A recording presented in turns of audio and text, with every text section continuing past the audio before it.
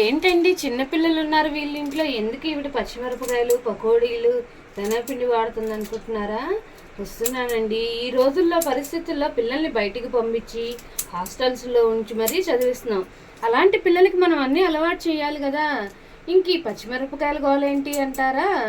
మన world health organisation వాళ్ళు పచ్చిమిరపకాయ తింటే పిల్లల్లో ఆకలి శాతం పెరుగుతుందట.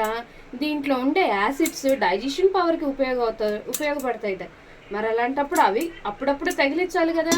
అయితే మన పిల్లలు జనరల్గా వస్తే తీసి పడేస్తారు. అలాంటి వాళ్ళ కోసం సన్నగా మనం కత్తిరితో తరిగామనుకోండి చక్కగా నాజుగ్గా వస్తాయన్నమాట.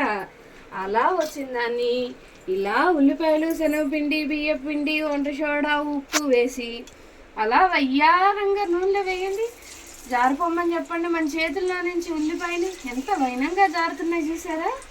ఇలా వేసిన బజ్జీల్ని అలా కాగిన తర్వాత తీసి పిల్లలకి పెడుతుంటే ఆహా మమ్మీ సూపర్ అనుకున్నా ఉంటారా?